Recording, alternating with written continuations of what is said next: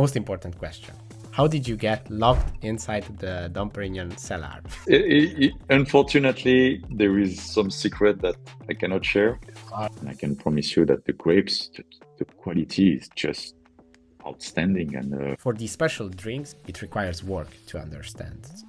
every single winemaker, every single grower is an artist. Either you are crazy, either you are genius. Both of them. That is the moment when you really organize your thoughts and you really understand it. And I think this year the record is going to be broken, not because of me. The trend right now, aging champagne and other sparkling wines underwater in the sea. What do you think about this method? And Dubai, in terms of import for champagne, it's the 11th 2 million bottles of champagne. You always say it feels like I have the United Nations in front of me. Welcome everybody, this is the Top Arpad podcast. Today our guest is Ben Kouider, aka Ben Champagne. He's a champagne specialist and educator. He's a master champagne with VSG, judge for sparkling wines at the IWSC in London. He's an advisor for the extension of champagne selection in Dubai, and also he does champagne masterclasses all over the world. Welcome, Ben. It's nice to meet you. Thank you very much for having me for your podcast. It's very nice to meet you. How are you? What are you doing right now? Where are you? Right now I'm in Dubai, so I'm enjoying the good weather in Dubai finally, and I've been traveling in many places. Recently, I was just came back from New York, where I did a very nice masterclass for the Harvard Club, and also it was La Fête du Champagne, organized by Peter Diam, and most of the champenois were there, so it was a very good moment. Perfect. Now this is the perfect moment to go to Dubai when all the rest of the world is getting kind of cold. Then you can just enjoy the Dubai weather. Okay, I think we should start with your journey. How did you start your journey in the champagne world? How did this begin for you?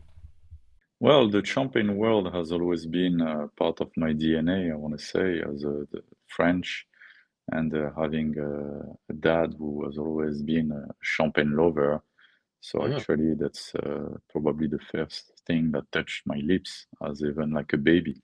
So it's not a joke; it's a real story. But since that, I always went through my journey by myself and just drinking champagne all the time. Of course, I did a different study. I didn't study champagne. But then, of course, as the time passes, you meet other people that want to discover champagne. But champagne is actually a very complex thing to understand. It's not that easy. It's easy to drink, but not easy to understand. And this is what put me on the journey of first myself start to understand what is between and behind the bubbles, and then try to educate the people about what do they have in their glass, and to understand where it's coming from. So this is how it started, and then so on. You start realizing that, of course, I've been living in Dubai for the last 13 years now, and the supply has always been mainly through the houses, which is totally normal all over the world. That's how it starts. You start bringing the house champagne, and they create the way, and then slowly the other small grower follow. Of course. So yes, again, it's really a story behind how to help people, how to help myself also to understand, and to spread the word for the entire champagne, like I like to call it La Champagne with a capital C. And hopefully there will be more and more people understanding what is in front of them.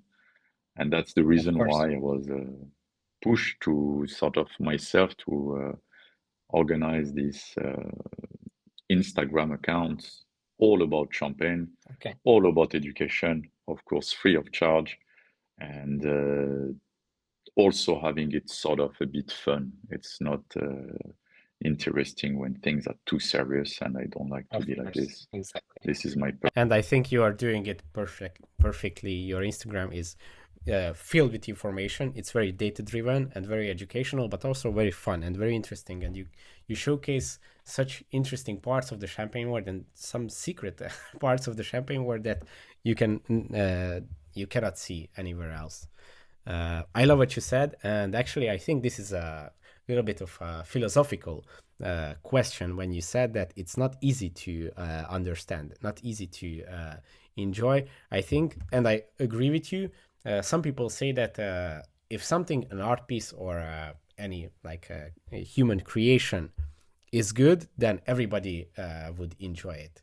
But I think for real special things, even in art, in wine, in champagne, the very special things need knowledge, need understanding, need time to get into it and to really understand the meaning and the complexity behind it.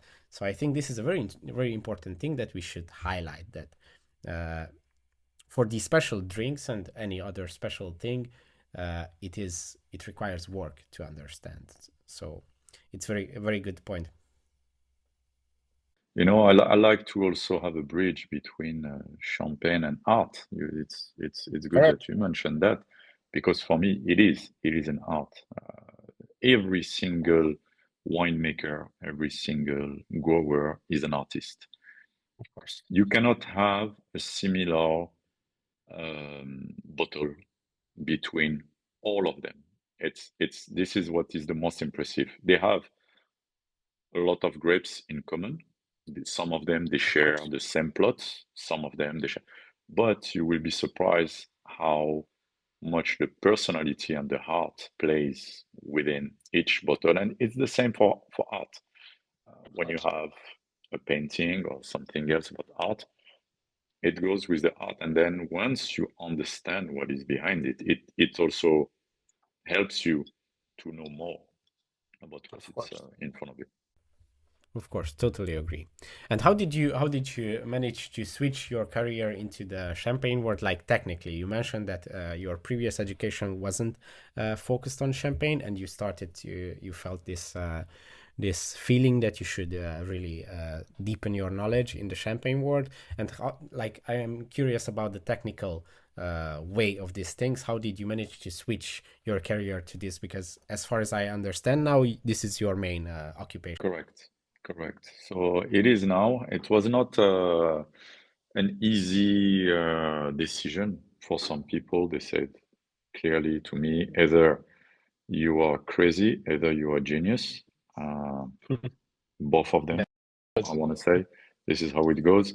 I think, to be honest, it's all about the passion. And if you're passionate about something, if you find yourself, this is the most important thing in life. I've been like thinking for so many years what to do, what else to do. And it was just in front of me. You just, because it's in front of you, you don't see it. You always try Of to course. look at other things. Um, but it just started between friends, and the sort of like why you don't do anything within the champagne, why you don't educate. In a dinner, it was always the same. Whenever there is a bottle of champagne, of course, all the questions were coming to me. Mm. Some of the question I could have answered them, and some other I always had to go and check books and things. So how did it started? How my journey started? It's through books. I checked so many books. I read so much, and then also I realized that every single person have a different opinion. It's not, there is no real right science, because if you ask, I will take a very good example. One village called Grove, some of them, they will say, oh, it's Côte des Blancs. But some other people, they will tell you, no, it's not Côte des Blancs, it's Massif Sud d'Épernay. So how to see it, how to believe it, how to understanding is to go there, to Of see course. yourself and to learn with the people. And I want to say what I've been learning with each of the people that opened the door to me. and I will say today, I've been like adopted by La Champagne. It's you cannot find it in the book. It will Of take course. you probably 2 lives to reach the perfect knowledge, and even like this, it's not easy. And this is what I Exactly. always say, like on a tasting, on a master class to the student. I really start with, believe me, I know maybe 10% of champagne. And believe me, even if you came to my class thinking you know champagne, you will come back, you will leave with more questions. Of So course. it shows you how much deep, interesting it is, and but also complicated to fully understand. Of course, of course. That's how it goes with really deep topics and sciences. As you go deeper, you just find out that it how deep it is really, and it's impossible to comprehend the whole thing. But I think this is the beauty of it, and it's very nice that you explained that this was your passion and the community aspect of it that your friends were always asking. I think I feel a little bit of similarity here. I am the person from our community and friend group, not especially about champagne, but in wine in general. When we are tasting wine or champagne, everybody's asking me, trying to answer, and I think this is a very good motivator for a person, as you mentioned, that when they ask questions that you didn't really know about, you dig deeper, and this motivates you that yes, this is not just an information that I am curious about, but another person asked me, so this is really an important question and I really should dig deep. And I think there is another other aspect of it which is very important and very useful, is that when you know something, you feel that you understand something. It's different when another person asks you and you have to explain it. That is the moment when you really organize your thoughts and you really understand it. And sometimes you recognize that some parts that you thought you didn't really know the explanation. So but this is the same with education, and you're very experienced with education. So I think an educator is educating himself even Exactly, more. exactly, even more. And also, it's all about how do you take something that is very complex and make it Yes, easy to understand. Because of when you course. do a masterclass, it's not like for hours and hours. Huh? It's usually between 2 and 3 hours maximum. After that, you start losing people. So it has to be very condensated.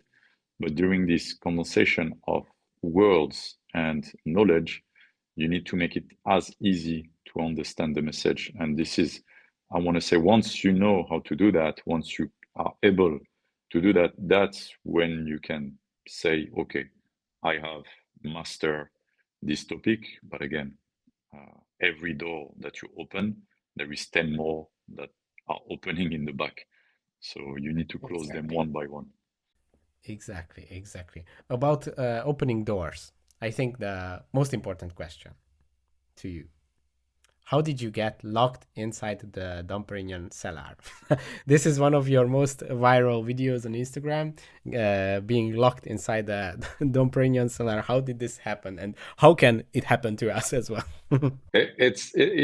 Unfortunately, there is some secret that I cannot share.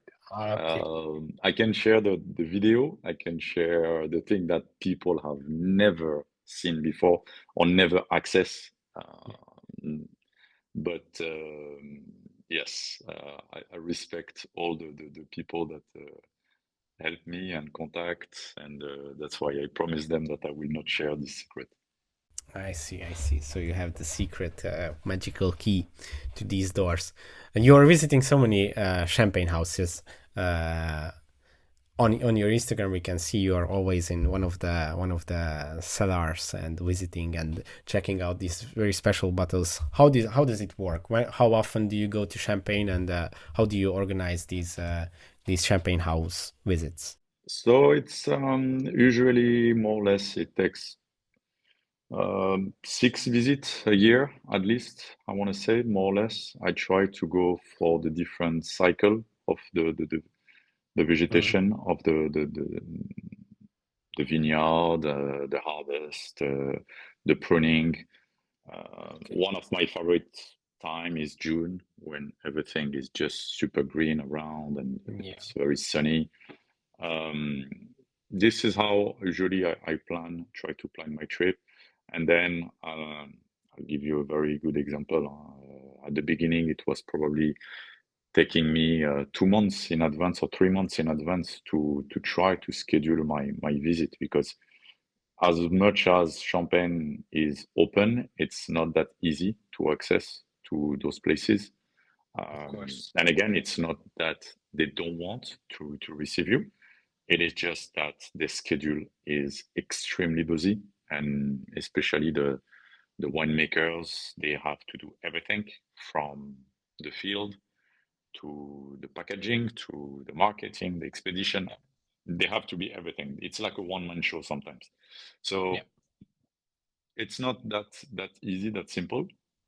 And then when it comes to the houses, of course, you can take the usual tour. They are open, they are like on sale. You go like on any website of the house. Most of the big house, they do it.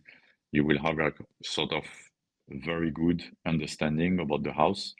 But again, I always say it's all about organization, having like the perfect schedule. Of course, each house, each grower are in different location. If you want to go Of from course. north to south of Champagne, it's a 2 hours drive. So you need to make sure that it's well organized, well scheduled, and Yeah. I like to be on time, always in advance. Of So course. no, it takes a lot of organization, but it's interesting. Most of the times when you go to Champagne, are you just booking your visits like a regular visitor, or are you invited like an educator, or how does it work? It's really booking. It's Booking. you Okay. contact the people. So you're just going on You your own. it's pure professional organization. There is no show off, no show up, like arriving there just Yeah. at the last minute and here we go, I'm here, please welcome me. That doesn't Yeah, it exist. would be impossible probably. Yeah, To- it's, I mean, don't get me wrong, the people will always welcome you if they know you, and but it's not the way to do it. I think the only time in the year where you can maybe do that, it's during harvest, where people are just pressing, doing a lot of things, and yeah, you can just show up and say hi and spend some time. Other than that, the other time of the year, it's everything has to be on schedule and well organized in advance. Exactly, exactly. The harvest in Champagne is something different. I think a lot of people cannot even imagine the scale of it in the whole Champagne region. The number of harvesters that have to go there. I think I'm sure you know better the numbers, but I think it's more than 100,000 harvesters that goes. 120,000 to be 100. precise. Wow, that is like unimaginable. That many people, that many harvesters from all over the world. I mean, that is a huge amount of work. It's huge. It's huge. You have like all the campings are full, all the hotels are full. Of course. It's beautiful. It's beautiful. Like if you want to see the champagne at the full steam, you must visit it during harvest. Yeah, yeah, that is a very special time in Champagne. How many hectares are there in Champagne exactly? 34,000 hectares. Wow, Yeah, that is 34,000 hectares. And I will say on those 34,000 hectares, probably 90% of it is, yes, is used, maybe more. yeah, I totally agree. It's a magical situation and a magical time, and visiting all these champagne houses and all having this experience. I'm curious, what was the most special bottle that you ever tasted in champagne? It is a hard question. This is a question that I can let you imagine that I got a lot. I got very Mm. often. So some people they ask the question directly. Some other people they ask me, let me ask you the other way. Like if you have to go on the island with new champagne, what bottle you will take with you. Yeah, So yeah. it is a very complex question because for me it's all about number one, with who I am, where I am, my mood. Uh, it, I don't have a correct answer to give you. I can just tell you that in terms of like houses, there is beautiful things that has been done, and thanks to all those big houses, without them, I think a lot of R&D would have not happened. But again, there is also a lot of now grower that used to sell the grapes, and now are keeping the grapes for them and making their own champagne. Yeah. And it's like every year I heard about maybe 10, maybe 20 new growers coming into the market with beautiful champagne. So it's very hard to tell you like, yes, this is my champagne, this is what I like to drink. But I can give you a style. Yes, I like rosé champagne. I like blanc de blanc. I like barrel fermented. This is a big thing for me. Barrel fermented. I think there is a lot of Mm. complexity behind it. Yeah. When it comes to stainless steel fermentation, this is something you can keep for years and years. Again, from where the champagne is coming from. If you take grapes from Le Mesnil-sur-Oger, I would say don't drink it young. Drink it after maybe 10 years at least to have like nice aromas, nice flavor. Of I course. love my friend from Massif Saint-Thierry that they have probably one of the most complex terroirs because it's mainly sand, and to Yeah. grow grapes on the sand and having so beautiful flavors, it's impressive. So yeah, there is a lot.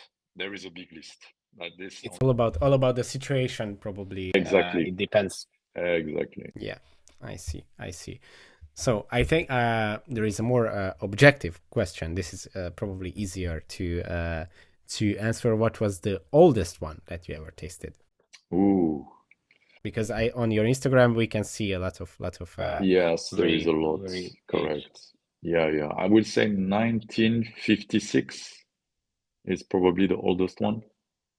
1956. Wow, Yes, 1956. amazing, amazing. So now it's special moments because most of the time you will think uh, champagne you cannot keep it. Uh, you have to drink it maybe after 4 or 5 years. But it's not true. It's not true because you can have beautiful Of course. champagne that has been aged for years and years, and Yeah, it will just be fantastic. Maybe not with bubbles. That's most of the case. The bubbles will not be there, but it will be a wonderful, wonderful wine. I mean, I hope you know the nickname of the champagne is the king of the wine. of So course. we should not forget that champagne at the beginning, it's still a wine. Of course, of course. And I'm sure that even without the bubbles, such an old bottle is a very, very complex and very deep experience. How does the bubbles escape? Probably through the cork. It's like the pressure can escape through time.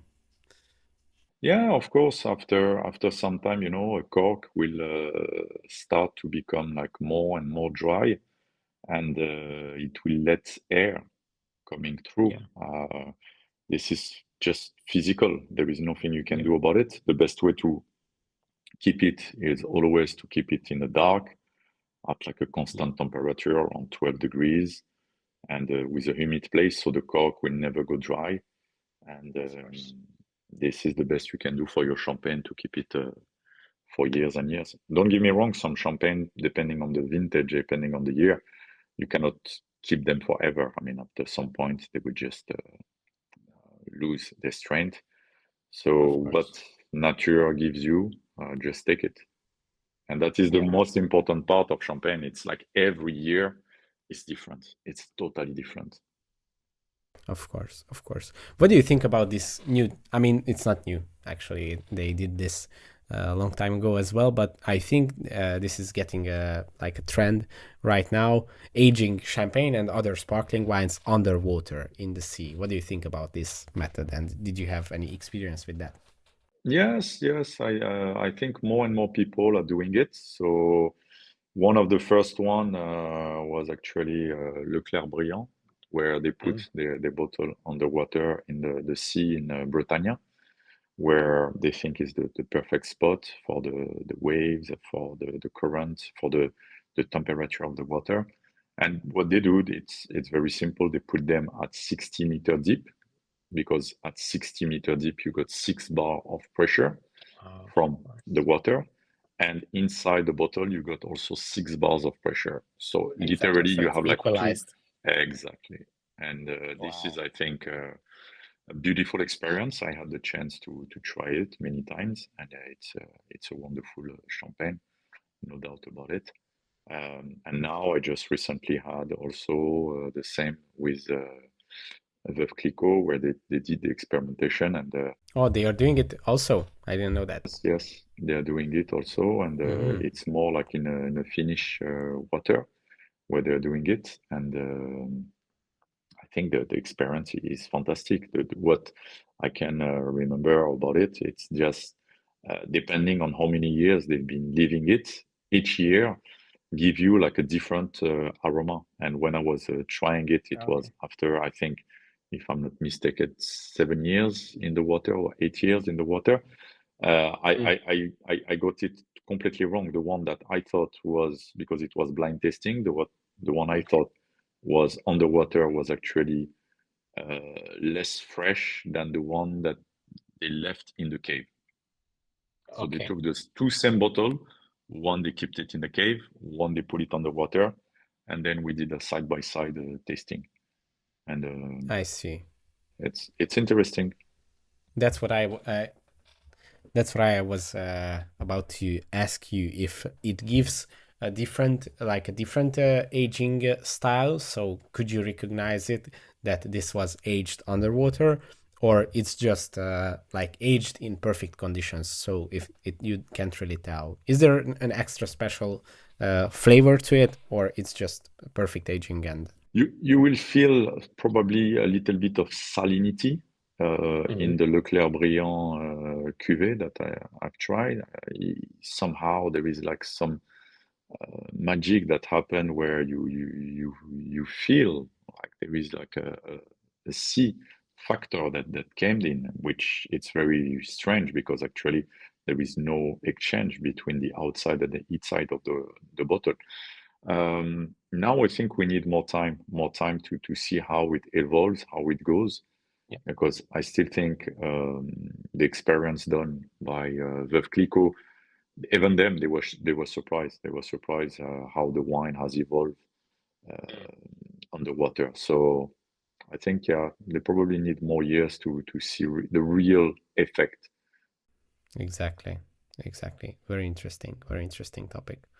Okay, let's get back a little bit to the education part. You had many different educations, as you said. You started with books, and you had the CIVS education and also the VSG.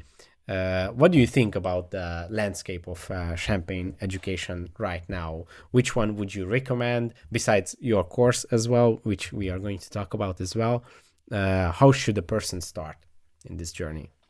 I think number one, of course, is going through books to understand the basics. Okay. If you are lucky to have someone that gives masterclass in your city, in your country, I will definitely recommend that. Again, it's all about getting the pure basic before going into deep knowledge. Because if you try to go straight away into the deep knowledge of Champagne, you will get lost and you will just Of forget about course. it because there is so much to remember.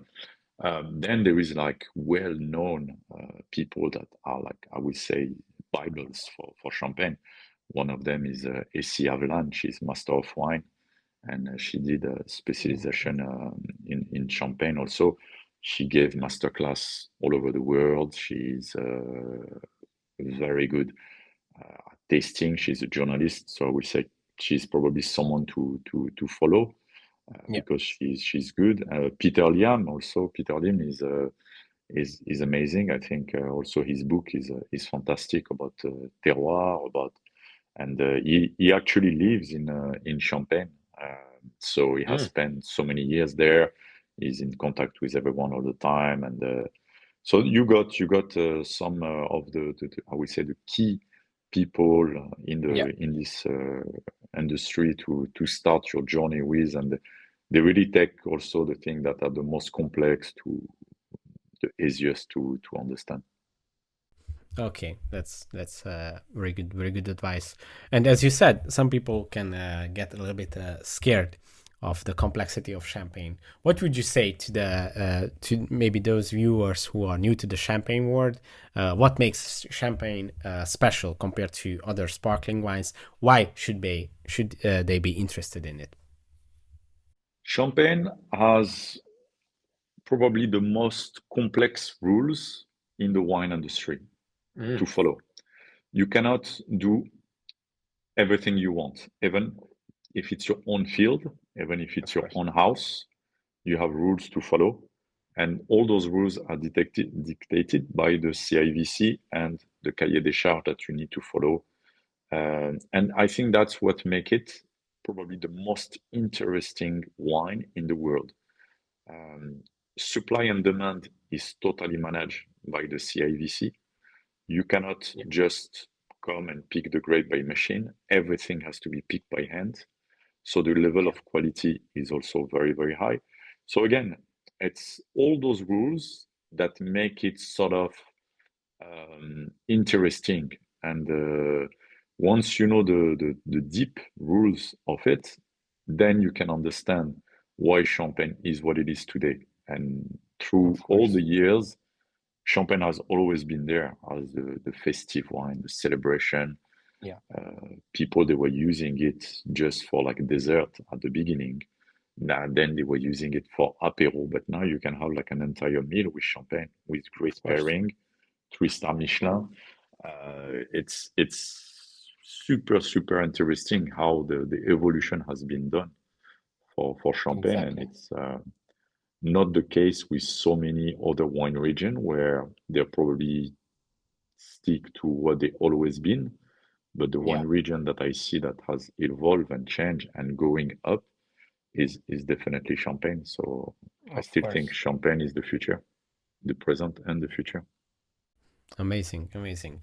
And it's very interesting that you mentioned the very strict rules. A lot of people are critical about not just the champagne rules, but in general in EU, as we know, in many wine regions there are quite strict rules about the grape varieties that you can use, the winemaking technologies that you can use, the yields. Everything is controlled, and a lot of people are critical about this, and they say that with your own property you should be allowed to do anything that you want, and maybe it would benefit the market and the art of wine and champagne making if it would be a free game and everybody could try new techniques and new things, introducing new grape varieties, which is, I do understand, and from the point of view of the winemakers it's kind of understandable that sometimes this makes their job a lot harder. But on the other hand, for any game, you need rules. There are no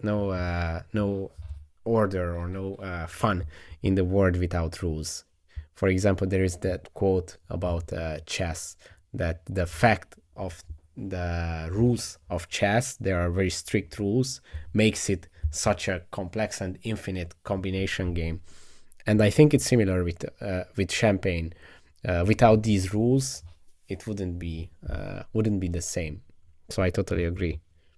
And the people, they are protected. The appellation is protected.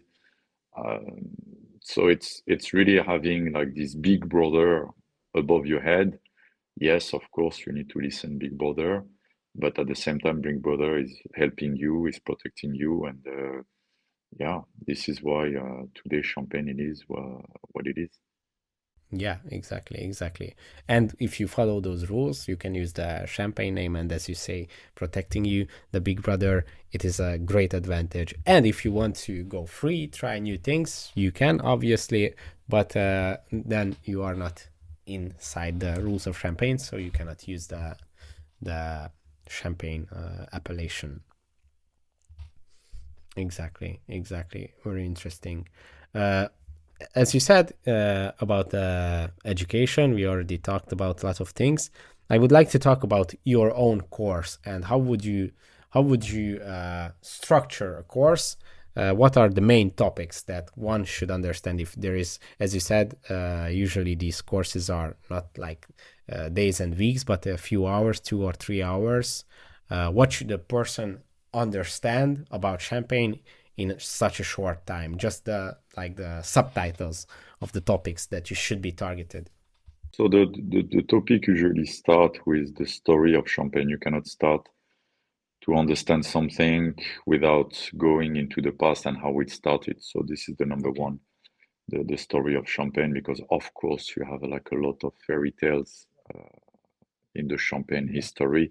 So you need to make the facts right from the beginning. Then, of course, you talk about the region itself. How big is the region? How many villages? Yeah. And then you start going deeper and deeper in terms of like grapes, what the different variety. Most of the people they don't know which grapes you have in Champagne. Yeah. Or I can see it when I do, let's say, 2 weeks ago, I did my quiz on Instagram. Most of the people they thought Chardonnay is the number one grape in Champagne. It is not true. It's Yeah. actually Pinot Noir, and by far. So it's Exactly. you, and then of course the more you go deeper, the more you explain then the process. How do we make Champagne once you have those grapes? What do you do with those grapes? You go through fermentation, the second fermentation. Also, you indicate the rules. How long do you need to keep it in cave because you cannot do whatever you want Yeah. if it's like a non-vintage or a vintage, and how do we extract the sediment, how do we put the sugar. So you go through the full process, and then you give some example of what is a blanc de blanc, for example. Most of the people Yeah. they have no idea what is a blanc de blanc. So blanc de blanc is Mm. actually 100% Chardonnay, but not only, it can be like just 100% of white grapes. That's all it Yeah. means. And yes, that you cover a lot, believe me. Within 2 hours, times fly, especially when at the same time you're also doing some tasting, because it's Of not course. only the fun of having just theory. You want to have practice and making sure people don't understand what is a blanc de blanc, what is a blanc de noir, what is like the classical mix assemblage when you have like Yeah. 1/3 of the three main grapes. And yeah, this is usually how I start, let's say, the masterclass for beginners level. I see. I see. What is your strategy when choosing the bottles for the tasting for the master class? What kind of champagnes do you showcase? It depends. It depends what you have available locally. It really depends. In Dubai, Okay. usually it's very straightforward. It's mainly houses champagne. But there is no rules. We will go with what is available. What is available? I see. Exactly like last time, for example, it was easier in US for the Harvard Club. I recommended to send me the list of what was available, and then I picked.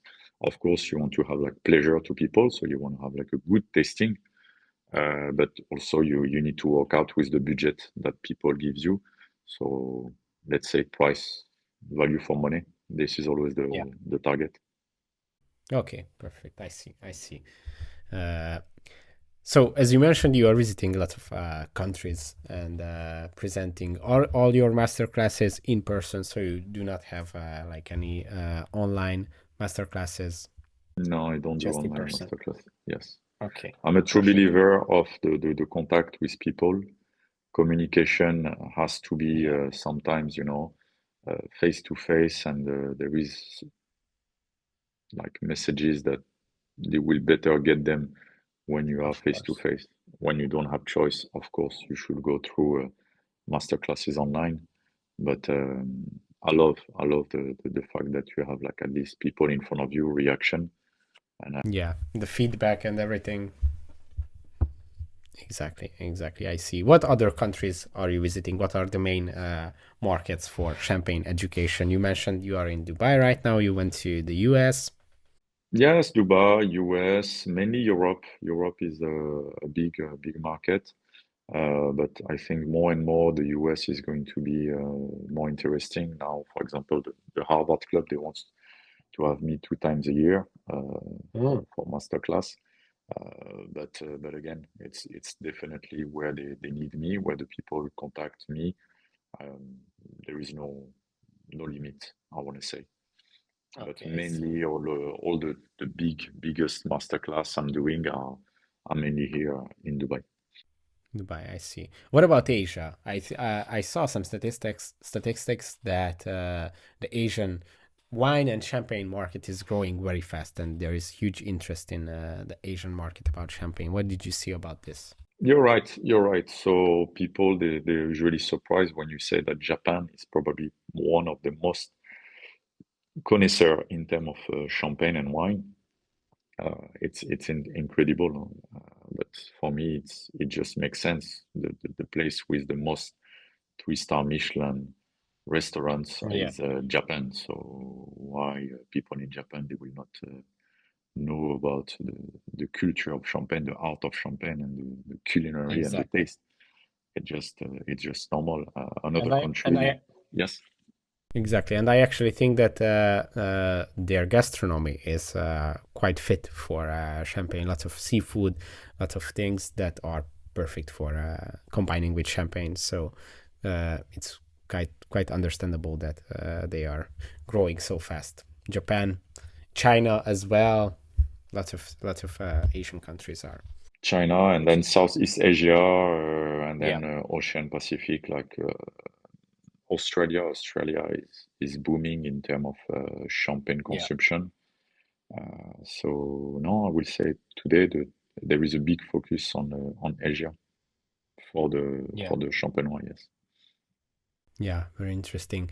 When you visited all these different countries, talking about Champagne, what did you notice? What is the cultural significance of Champagne in different countries? I'm sure that there are like different takes on it or different interpretations. Beauty of champagne, it's having a common language, and this is what I love Yeah, with champagne. It's no matter where you're from, what is your background, what education, what culture, religion, it doesn't matter.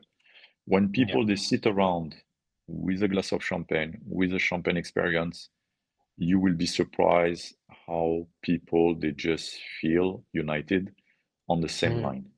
So are some people drinking more dry champagne and sweet champagne and more oaky and more stainless steel? No, mm. there is So it's no, yes, it's really about the same journey. Everyone takes the same journey. You start with house champagne, with the biggest house you can imagine. And from yeah, that, you start digging and digging and digging into your taste. Then once you find your taste, usually love it, but it doesn't mean that you need to stick to this taste. You can of course. have so many different kinds. So yeah, between the countries, I would say there is no particular taste. Maybe I would say Italians, we like more like sort of the hazelnut taste, Mm. flavor for the champagne, but this is the maybe the only thing I've seen. Other than that, no. Usually, it's really a mix. Interesting, interesting. So there are no languages on the taste No, no, buds. no, no, no, no, at I all. see. I thought that there are like some kind of differences uh, And about which makes this, sense. but I agree with you. Like even Coca-Cola, they adapt their tastes depending on the yeah, country, actually, depending on the continent. Every big food manufacturing does that. Some people they like more sweet, some people they like more dry. exactly. But the beauty of having champagne coming from only one place and only single place, it's you have no Yeah, choice. This is champagne. exactly. Yes, there is a panel of many champagnes, but usually people, no matter the country, they will sit and tell you, yeah, we agree on the same taste, the same bottles. I think this comes back to the thing that we talked about at the beginning, that for very complex art pieces, complex drinks, you need more understanding. And probably when you arrive to this stage, when you are understanding such a complex drink, a champagne, then it is more like more objectivity in it. While on the more shallow side, when it's very simple, everybody understands that Coca-Cola is just sweet. There might be some cultural differences, but when you dig deep, it's more like everybody arrives to the same conclusion. Exactly. And Very I interesting. love to put always, the knowledge of how deep it can be to the roots of the vineyard in Champagne. To Mm, reach like let's say maturity, sort of pre-maturity for the grapes, you need to wait 20 years. 20 years to yeah. have like the grapes having their roots finally going deeper and deeper down to the soil. And then after 20 years, it's a journey. Huh? Some vines I've seen are like 100 years old and they're still giving grapes. So it's really the same. The knowledge are the roots, and you need to go deeper, deeper, deeper until you reach sort of these resources of uh, eternal water. Mm, I call it la fontaine de Jouvence. In French, is the fontaine of Jouvence. It's the eternal young, and this is where it gets very interesting because there is no limit then. You mm, just want to dig more, you just want to meet more people. And the conversation with the people in Champagne get I think. more interesting. And it's the same for them. They love it. They love it when you come with amazing question and are interesting into their life, their knowledge, more than just drinking for drinking. Exactly. Exactly. Very magical. And I think besides the like internal part that you explained, you are getting more deep into the culture, reaching with your roots. You also develop the connections, so it's also external. Of You course, meet more of people course. and you have the possibility to have more special experiences, as you said, visiting and getting locked inside the Dom Perignon cellars. As you meet more people, you are like technically more able to understand and experience things, which is like doubles exponential growth in Yes, it is. It experience is. and I mean, knowledge. you're talking about Dom Perignon. Yes, it's true that it's a lot of people know Champagne through Dom Perignon, and it's a fabulous house. Huh? We need to remember that Dom Perignon is Moët and Chandon, and but I had the pleasure this year to go and visit the vineyard that are dedicated for Dom Perignon, and I can promise you that the grapes, the quality is just outstanding and. It's not only marketing, like people they want to see it. There is a real work. There is like Of very, course. very passionate and very clever people behind it. Huh? It's a big team, but no, it's super interesting. And again, this is thanks to the knowledge, the contacts, and then people they open more their door and they want to show you the real story and the real story is even more beautiful than what people they will think. Exactly. And, this that you mentioned about the marketing, I think when people really start to understand champagne, especially and other very special wines, they kind of leave this thought of just marketing and just the show, because when you understand the business structure of these champagne houses and these wineries, when you understand that they are sacrificing such huge amounts of capital, they when the vintage is not right, they do not create their wines. They limit the yield of the wines. They hold the bottles and age it. For example, as we talked about Dom Perignon, the P2, P3s, they keep their bottles for for decades inside the cellar. If you know anything about business, you should understand that this is like a huge investment, locking up your capital inside the cellar. It really shows that it's not, I mean, obviously they are a business, they are making profits, but it's not optimized for profits. It's not just marketing, it's not a money making machine. You are totally correct.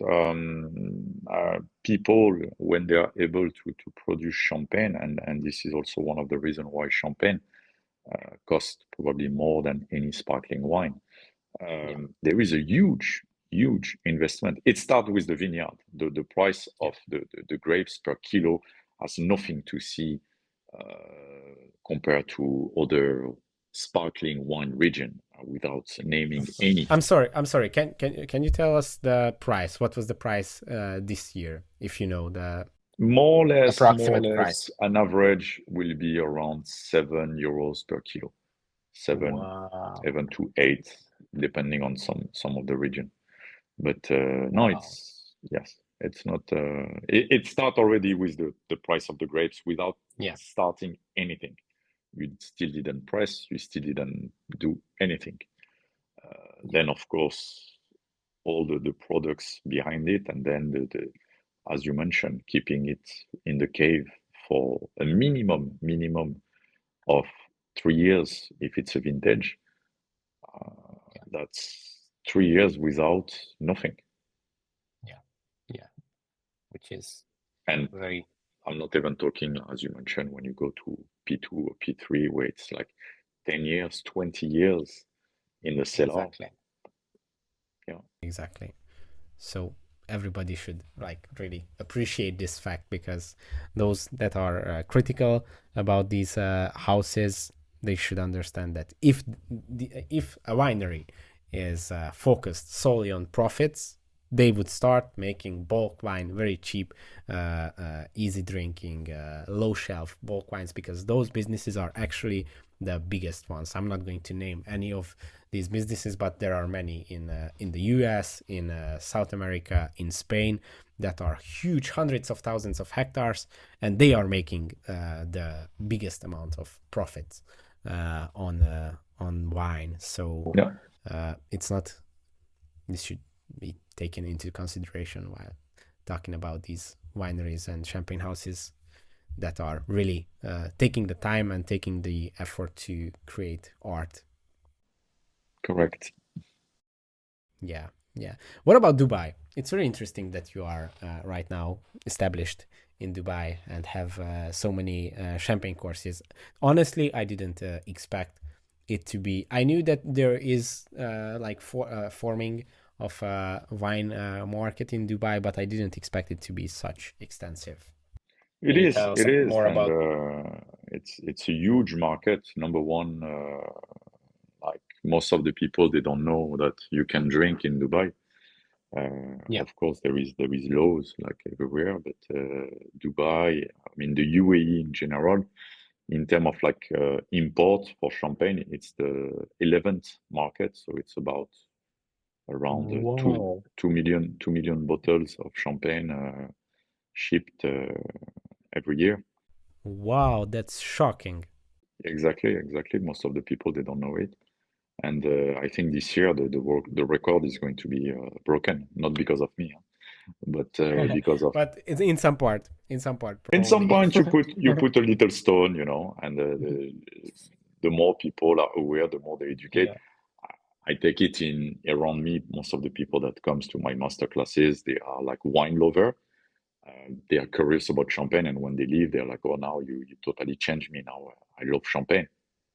Yes, it adds, Oh, uh, but no, Dubai is huge. Now the Michelin guide has arrived 2 years ago, so now you have 2-star Michelin, 1-star Michelin. The Go and Mio is here. So again, the scene for big, nice restaurant is booming at the moment, yeah. and also the population is coming from all over the world. Yeah. It's 90% of expatriated people that lives here. So Yeah, exactly. you need to have the supply, you need to satisfy the people, and I think the government is doing a wonderful thing at putting everything in place with rules, of course. But no, it's an incredible place to visit. I highly recommend, because seeing it on TV is one thing, but coming and witnessing and living it, it's another thing. Exactly. Must be magical. And as you mentioned, it's such a complex place. Everybody from all over the world. I'm sure that your master classes are very international. They are. And this is I always say it feels like I have the United Nations in front of me from all over the world, all over the world. You can Wow. have like somebody from Asia, somebody from Saudi, somebody from US, Latin America. It's France, Europe, Italy, Yeah. again, the world. Hmm. Very interesting. Very interesting. How many people are there in one master class? What It is the depends. I always put a limit, so it depends on the format. If I want to go very, very deep knowledge, I usually go for 10 to 12 people maximum because you have a okay? lot of question and you need to manage the time. But then if it's more generalist, it's between 20, 22 people. I don't want to exceed that. After that, it's not easy to manage for them and also for me. I see. So you have different like levels Correct. for the education. I see for more like advanced people. Yes. Okay, amazing. I hope someday I can visit Ah, as with well. pleasure. With pleasure. Courses. You will be my Love guest. to. Would love That to. will be Thank you. nice. Would be very nice. Thank you. I would love to hear more about you being a judge at the wine and spirits competition of the sparkling wines. That is very interesting for me, and I would love to hear how it works and what are your experiences there.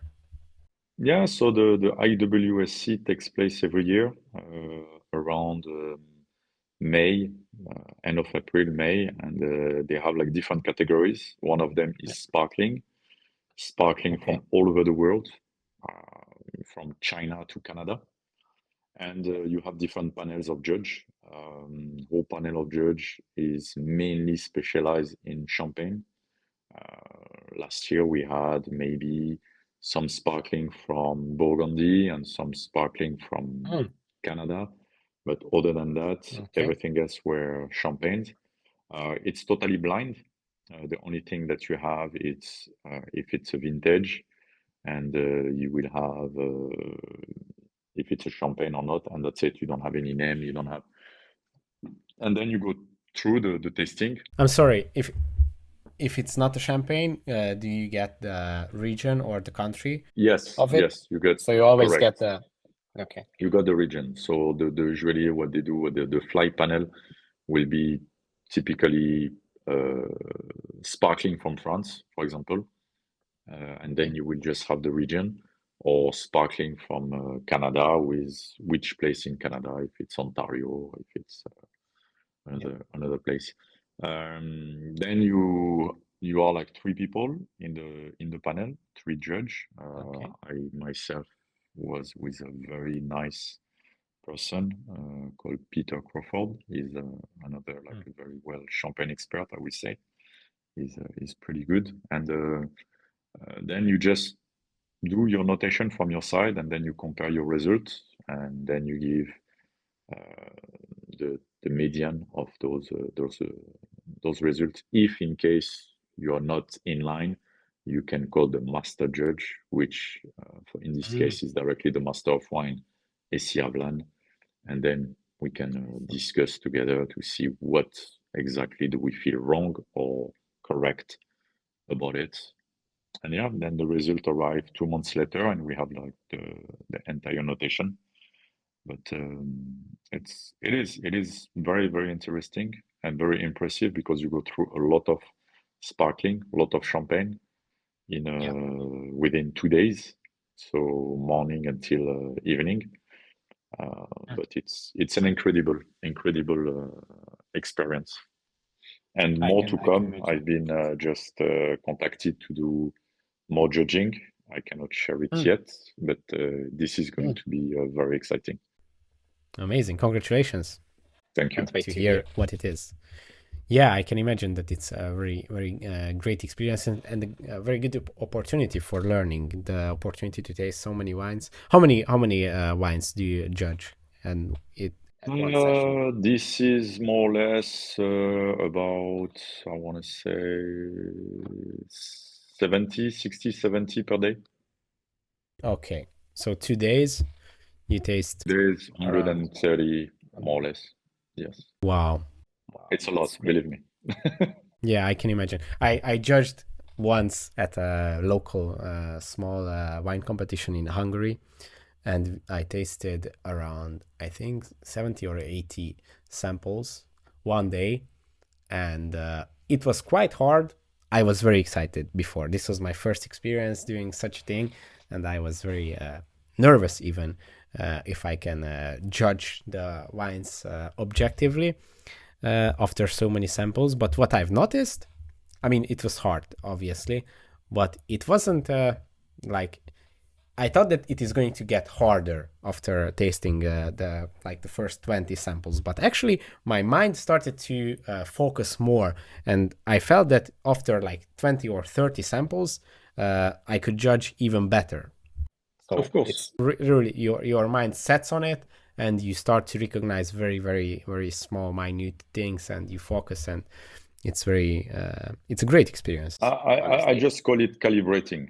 You need a calibration. Yeah, And exactly. once you are in it, once it's everything is calibrated, not only you need to calibrate also with your team that Of course. is present. But I will say the first maybe 10 first wine, that's why you don't get straight away the champagne. You go through something else. Mm, Once you are calibrated, that's it. Then things yeah, goes much easier.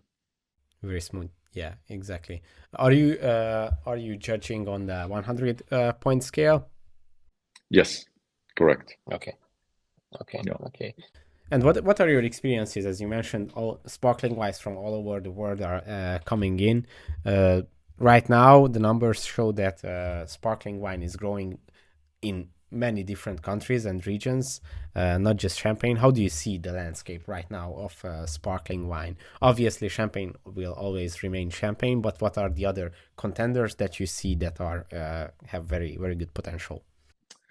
Um, Number one, it's to be first open to sparkling wine because a lot of people they are like just I drink champagne, only champagne, and the rest of the world Mm, is not, let's say, good enough for me. And I think it's a huge mistake because I've been like very surprised by sparkling from Tasmania, for example. I've wow. been surprised by sparkling from Canada during Mm, the competition, Canada in Niagara Falls. I think that was mm, one of the sparkling. I was very surprised. Again, they got like a pretty good. I think, if I'm not mistaken, they got a silver medal. They've been rating. mm. I mean, from me around like 92 points, which is very Wow. good because I'm very very Yeah, critic. But again, if you take another place, not too far from France, England, I think they are exactly. also getting more and more nice sparkling. Huh? Let's be honest. And I think every time you have like a wave of like a hit, it's probably going into their advantage because the grapes are like finally getting the ripeness that they are looking for. Of course. So no, let's be honest. Be open to all those regions, and make sure you try them because you might find that one of the bottle is going to surprise you. And of course, champagne is champagne. Huh? Still, I'm the king of wine, and for me, the king of sparkling. But it doesn't mean that I will not drink something else and discover new shining stars, how I call them. Exactly, exactly. Wow, the Tasmania is very surprising It for is, me. it is, Sparkling it wine is, from it is very, Tasmania. and yes, very Hmm. interesting. And a lot of people, they travel the world. Even some people from Champagne, uh, they Yeah. will go open their own vineyard or work in the vineyard, so they know the techniques, they Mm. know all the techniques champenoise, and Wow, as long as you have like the right grapes, you know, you exactly. can come nearby. That's very interesting if you implement all the knowledge and all the techniques that you gathered from Champagne.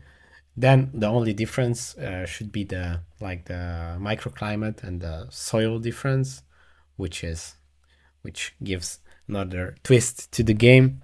and probably it's very, very interesting No, it to is. play It with. is interesting, and but again, I don't think today something will replace champagne. The location, the weather. Of There course. is so many things that today it's going to be very, very hard to duplicate what is in Champagne, if not impossible. But it doesn't mean that you cannot come near to it. Exactly, exactly. How do you see the changes in the microclimate of Champagne in the I think, last vintages? yeah, the last vintages has been challenging. If we take just the recent year, 2020 was pretty good, but of course, COVID has happened, so Yeah. people they couldn't produce as much as they would like. 2021 was very tough. It was raining all the time. It was a big frost. It was honestly the probably one of the vintage to forget. 2022, amazing. I can't wait to try it, to taste it. A beautiful year. Maybe a little bit too solar, but still wonderful. And 2023 was very challenging for many All people. over Europe.